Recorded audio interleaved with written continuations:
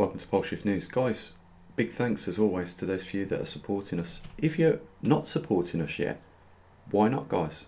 We are an observatory. We've got an international effort shortly taking place on our channel. If you're new to the channel, what we do at our observatory is closely monitor the migrating magnetic North Pole.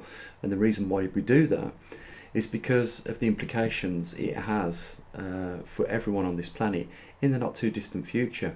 Some of those implications range from grid going down as a result of a CME caused or hindered by a weakened magnetosphere during a pole reversal. Another thing that's on the cards for us to shortly be going into is the next glacial period. And you might think that these anomalies are miles away and probably not going to take place in your life, but the fact is that it's likely to start taking place in the next 5 years with regards to the full reversal of a magnetic pole on our planet. So you might want to help support us. Recently we've been talking on the channel about zombies, and guys, when I was talking about the term zombies, what I was talking about is just people not being able to cope in certain situations, and they become crazy people and do crazy things. But the real term of zombies, I think most of us envision, is flesh-eating zombies. But it wasn't even 80 years ago when this behaviour at a particular time in Russia, around the time of the blockade in Stalingrad, St. Petersburg, commonly known as now, but it was very rife then. 2,105 cannibals was arrested, and that was because they couldn't get supplies. Now think about this, guys. The CME, which is a possibility of taking the grid down in the future, and in the near future as well, is a real scenario that could knock the grid down. And if that happens, nothing is going to go into a city, although it won't be a warlike scenario like what was taking place back here in Stalingrad. It will create similar scenarios for people, and one of those things is where they're going to get the food from. Where are all these people that live in cities going to get the food from, and how they're going to get it in a short space of time? In the UK we used to have stockpiles of food after the Second World War because of what took place even here in the UK with regards to food. There was rationing, and even so in Russia there was food rations, and people had to have tickets for food, and as a result of that, over 100,000 people were being murdered per month to get those ration tickets. And if you think in 80 years we've become different human beings and that we're not going to resort to that sort of behaviour again, then you're very wrong. One of the things that one of the subscribers asked me in the comment section over the last few days was, have you got a map or something, Gene, that you can show all of us where the safest places would be on the earth? Well, if we just set aside all these anomalies that could create floods, tsunamis, more earthquakes, more volcanic eruptions and all those things like that, if we just set that aside, the problem is the biggest problem is human beings, and they're on every continent pretty much on this earth, and the safest place would be where less human beings are. So to answer that question really is just put yourself somewhere where there's not so many human beings, because when we are put in stressful situations and when people are hungry, they will even eat their own children. There's a report of a woman killing her 8-year-old child to feed her 3-year-old child in this article in front of us here. Another one where a plumber has killed his wife to feed his son and nieces. Those are the levels at which people really will go to in order just to put something in their bellies. When the grid goes down, everything stops. The electricity stops first of all, and that makes it very difficult for petrol pumps to pump fuel and keep the logistics that, you know, supply our cities going. You know, when all these things cascade on each other, you know, the end problem is going to be food and fresh drinking water. And, you know, it won't be long before diseases, severe diseases, come back rife in cities that have probably been eradicated for many hundreds of years. Now, I know what a lot of you are thinking. This is probably so far in the future, it's not even worth considering it right now. But this is the last 3 solar cycles, and you can see that the numbers of these sunspots are dropping off. And that means it's going to start going cooler on this planet. This could be the beginning of the next glacial period, never mind the grand solar minimum or a mini ice age. It could be the entering into the next glacial period, and the next chart shows you why that is the case. And as you can see at the bottom, we've got ice volume, and it shows it being at the lowest, but every time it crosses this line, it's not long before the ice starts to regain back, and we're about to go back into another glacial period according to this chart. And you can see that this data goes back at least 450,000 years. So, you know, what I'm saying to you guys is this predicts it. The sunspots, as we know, when they deplete, puts us into these Arctic climates and temperatures that was witnessed years ago as the Maunder minimum, the Dalton minimum. Let's have a look where sunspots and temperature correlate together. And on this very chart you can see it yourself. When the sunspots drop off to 0, it was described back in the 1650s as the Maunder minimum. It happened again in the 1800s. It was the Dalton minimum. We've just passed this modern maximum, and now, as you can see already on this chart, and it only goes to 2020, but you can see that sunspots have started to drop off, and as you saw in the last 3 solar cycles, they're dropping off exponentially, and it sets a trend for it not to change. There's no indication of why it would change at this present time, because we haven't seen an equilibrium reached. Another chart which shows the same trend. 11,000 years ago we was back in a glacial period, and we've come out of it, but gradually, as you can see, the sunspots are dropping off and we're heading back into one. 11,000 years ago on this ice volume chart puts us around about here at the peak of the last glacial period.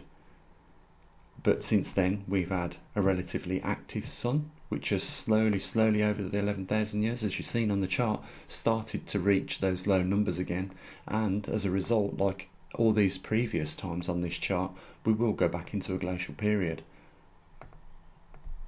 Adding to the problem of entering back into another glacial period, we have migrating poles on the planet, and in turn they will create a scenario where the magnetosphere weakens. It is already weakening around about 20% at the present time. Could be a little bit more. Certainly when the region over Canada dissipates more, we're going to start to see an increase in the speed of the migration from that point on. But what that will do when we get more of a weakened magnetosphere, it's just going to compile the fact of this next coming glacial period. You know, it's going to set up circumstances which are going to favour a lot more vapour in the atmosphere, water vapour, as a result of there being more cosmic radiations because of a weakened magnetosphere.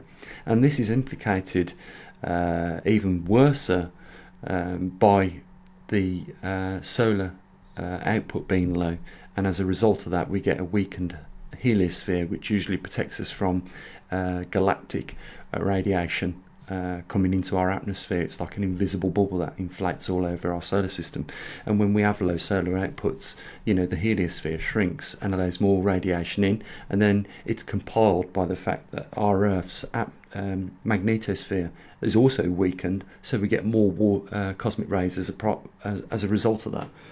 The thing is, there's another anomaly taking place over the Antarctic region of the Earth, and that is to do with the ozone layer, and it's caused by a load of aerosol particles being there, and it's been recently proven, and there's a lot of research going into this now that suggests that these aerosols are you know, attracting the positive ions in the cosmic rays, and as a result it sticks to these tiny aerosols, increasing the size, and therefore eventually it creates a perfect platform for cloud condensation or seeding to take place, which puts more water in our atmosphere.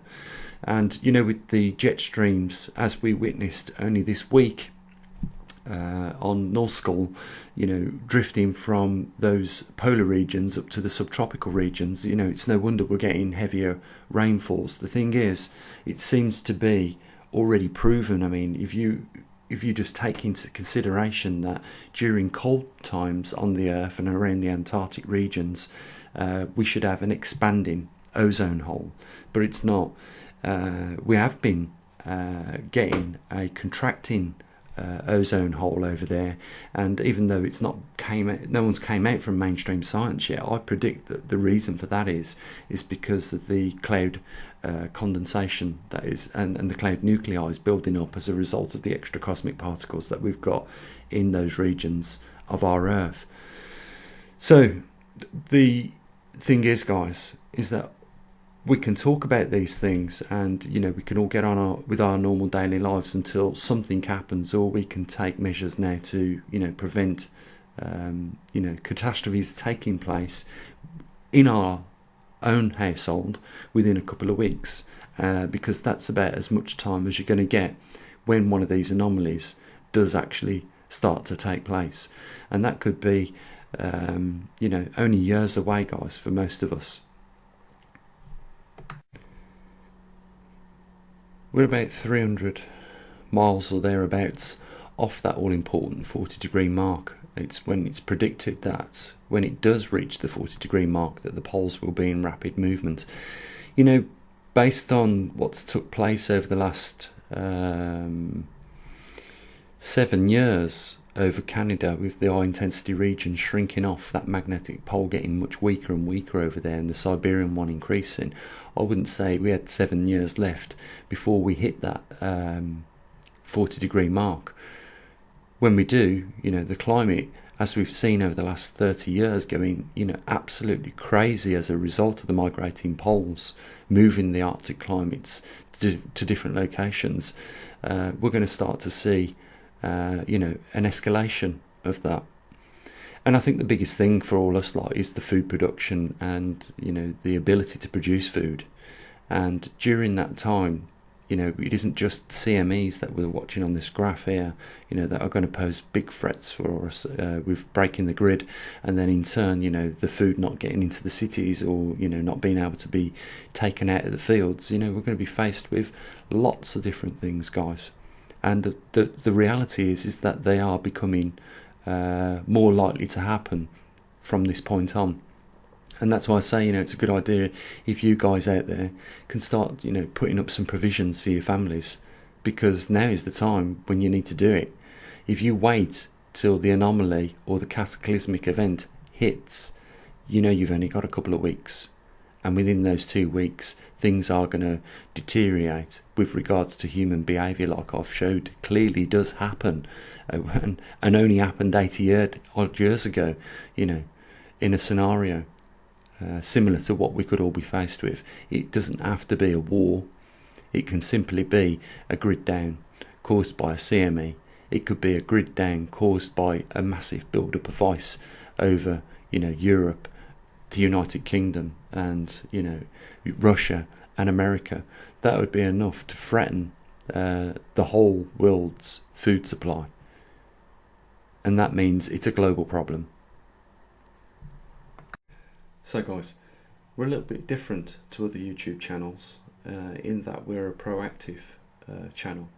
We've got an observatory which is monitoring with the TriMag equipment the migrating North Pole right now. It's focused on those 2 intense regions at the moment over the Northern Hemisphere, and it's tracking every 3 seconds the position of the magnetic North Pole, or at least where our compasses and sensors point in the centre of the 2 main poles. And I've showed you in previous videos why your compasses are not pointing at either of the poles right now. It's pointing at a region in between them.